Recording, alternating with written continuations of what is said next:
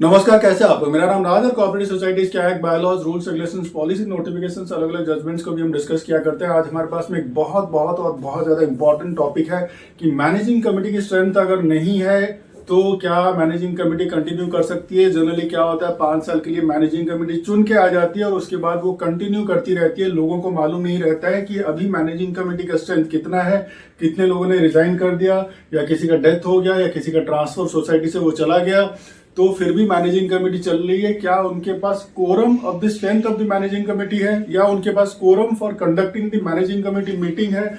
और ये ना जानते हुए लोग तो मैनेजिंग कमेटी उसकी फायदा उठाती है और कंटिन्यू करती रहती है, डिसीजन मेकिंग करती रहती है। जो डिसीजन, जो एजेंडा लोगों को अफेक्ट करता है, मेंबर्स ऑफ द सोसाइटी को अफेक्ट करता है। तो इसीलिए मेंबर्स और मैनेजिंग कमेटी के मेंबर्स दोनों को जानना जरूरी है कि क्या प्रोविजन है बायलॉज के हिसाब से, एक्ट के हिसाब से, और उसके हिसाब से वो कंटिन्यू कर सकते हैं कि नहीं कर सकते हैं। तो ऐसे ही आज बहुत इंपॉर्टेंट एक जजमेंट है। तो हमारे पास में ये बहुत रिसेंट जजमेंट है 2025 का। और क्या है ये, यहाँ पे जस्टिस थे अमित बोरकर साहब, और मैटर क्या था, ये है Splendor complex cooperative housing society Jogeshwari east का, मुंबई का। ठीक है, तो यहाँ पे कंप्लेनेंट मेंबर कौन है, सुधीर अग्रवाल। मैटर क्या है कि 2022-2027 के लिए मैनेजिंग कमेटी इलेक्ट होके आ गई, और साहब इनको पता चला कि मैनेजिंग कमेटी के 7 मेंबर्स ने रिजाइन कर दिया है। ठीक है, तो एक्चुअली जो मैनेजिंग कमेटी की जो स्ट्रेंथ थी वहां पे 17 थी और 7 लोगों ने रिजाइन कर दिया। और 7 लोगों ने रिजाइन करने के बाद मैनेजिंग कमेटी की स्ट्रेंथ अभी एक्चुअली बन जाती है 17 - 7 10। और actually strength of the managing committee क्या होती है, देखिए आप अगर वहां पे चुन के आते हो, आपके पास में SC/ST कैंडिडेट है, OBC कैंडिडेट है, या NT/VJ BT की कैंडिडेट है या नहीं है, जनरल की कैंडिडेट है या नहीं है, या वुमेन की कैंडिडेट है या नहीं है, दैट इज योर हेडेक। मगर आपकी मैनेजिंग कमेटी की जो स्ट्रेंथ है वो तो गिनी ही जाएगी। और मैनेजिंग कमेटी की स्ट्रेंथ क्या है, अगर 19,501 से ज्यादा की अगर मैनेजिंग कमेटी है, मेंबर्स ऑफ द सोसाइटी है, तो उसके हिसाब से आपकी मैनेजिंग कमेटी की स्ट्रेंथ कितनी होनी चाहिए, 19, जिसके हिसाब से 14 आपके जनरल के मेंबर्स है, 2 आपके वुमेन मेंबर्स है, बाकी एक OBC से, एक SC/ST से और एक NT/VJ VT से। टोटल ये मिला के आपका हो गया 19। और 19 के हिसाब से कोरम फॉर द मीटिंग आपका होना चाहिए 10। ठीक है। अब क्या हो रहा है, अभी आपके कितने लोग थे, 17 लोग थे, 17 में से 7 लोगों ने रिजाइन कर दिया, तो आपका टोटल जो स्ट्रेंथ हो गया 10 हो गया। अब ये 10 जो स्ट्रेंथ है, इसके हिसाब से आप मैनेजिंग कमेटी के मीटिंग्स तो ले सकते हो। ठीक है, तो महीने में एक बार जो मीटिंग होता है वो तो ले सकते हो, मगर आपको यहाँ ये भी तो देखना पड़ेगा आपकी strength of the managing committee minimum कितनी होनी चाहिए। जो हमारे पास में प्रोविजन है 154B19 के हिसाब से आपकी मैनेजिंग कमेटी की स्ट्रेंथ होनी चाहिए 2/3 of the strength of the managing committee, whether they have been elected or they have not been elected, मगर this strength will be counted for the calculation of 2/3 of the strength of the managing committee। तो अभी निकालते हैं फिर 2/3 कितना हो जाता है। अब 19 का 2/3 जो है 6.33, ठीक है, 10% हो गया, मल्टीप्लाइड बाय 2 करके ये आपका 12.66, और इसको जब हम 0.66 को हायर राउंड ऑफ करेंगे तो ये हो जाता है आपका 13। तो कम से कम आपके 13 लोग अगर रहेंगे मैनेजिंग कमेटी के अंदर, तभी आपकी सोसाइटी की मैनेजिंग कमेटी कंटिन्यू कर पाएगी, नहीं तो नहीं कर पाएगी।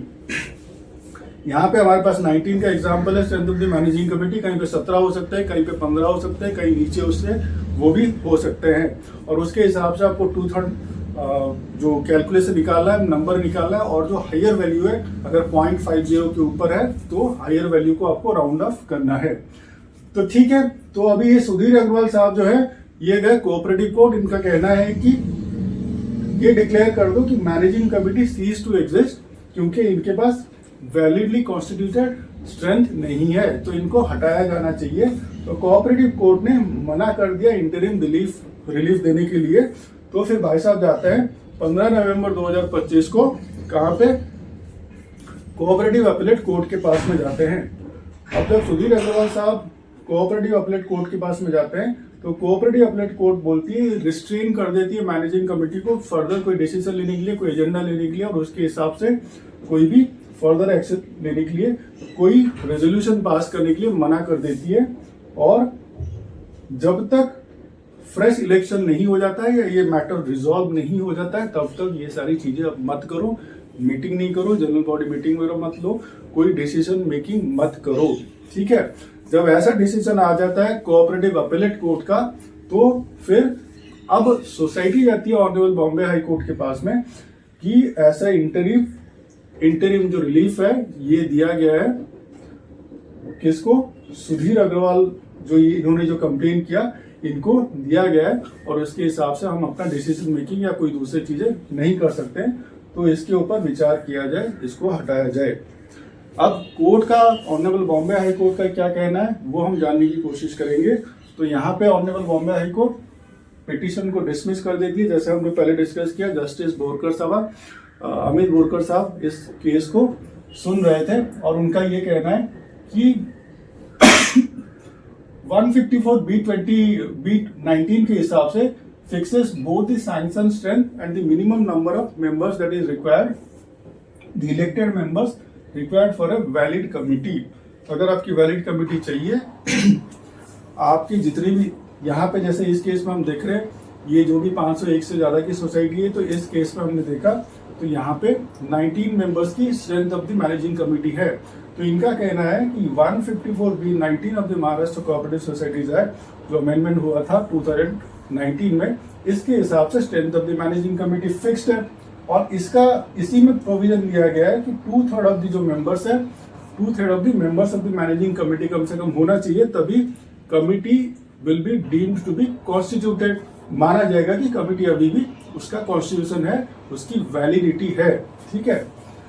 This requirement continues through out the committee life span. ये 1 दिन 2 दिन 4 दिन के लिए नहीं है, 5 साल तक जो आप इलेक्ट हो रहे हो इसकी वैलिडिटी तब तक रहेगी, ये जो प्रिंसिपल है तब तक ये काम करेगा, ठीक है। If the number of elected members falls below this threshold at any time the committee ceases to exist. पूरे आपके कार्यकाल के दौरान, 5 साल के दौरान कभी भी ऐसा हुआ, 19 इस केस में जैसे 19 है, तो उसके 2/3 से नीचे जैसे ही गिरेगा तो आपकी कमिटी भी गिरेगी। कोई कुछ नहीं कर सकता, कोई हथकंडा अपनाने से, कोई भी ट्रिक अपनाने से नहीं चलेगा।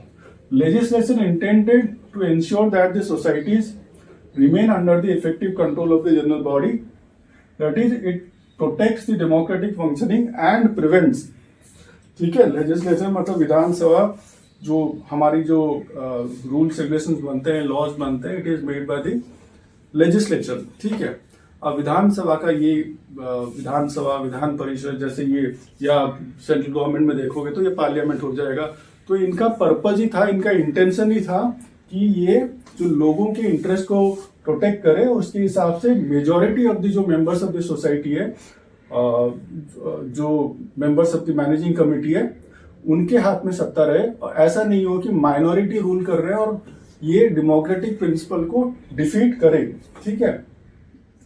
So it protects the democratic functioning and prevents a small group from running the society despite losing the majority support, ठीक है। तो माइनॉरिटी संस्था को नहीं चलाए, मेजॉरिटी चलाए, और डेमोक्रेटिक प्रिंसिपल्स का प्रिजर्वेशन किया जाए, ये लेजिस्लेचर का इंटेंशन था, और इसीलिए ऐसा बनाया गया है कि 2/3 of the strength of the managing committee होना चाहिए, तभी कमिटी एग्जिस्ट करेगी, परसिस्ट करेगी, कंटिन्यू कर पाएगी, नहीं तो नहीं कर पाएगी।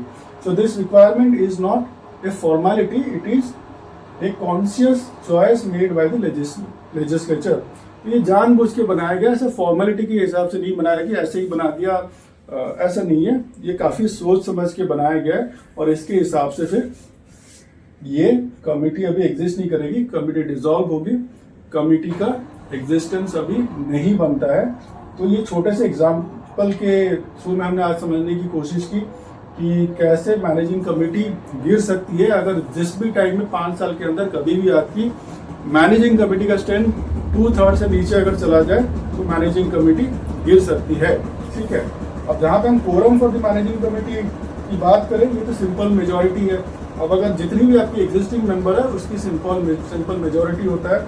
अगर आपके पास 16 मेंबर बच गए तो 16 के आप 2 कर लो, डिवाइड कर लो, और फिर 8 + 1 करके 9 लोग अगर प्रेजेंट है वो डिसीजन मेकिंग कर सकते हैं। अगर आपके 13 लोग बच गए तो 13 डिवाइडेड बाय 2 कर लो, तो 6.5 प्लस आप या 7 मेंबर अगर रहेंगे तो भी मैनेजिंग कमेटी के quorum of the managing committee बनता है, वो डिसीजन मेकिंग कर सकते हैं।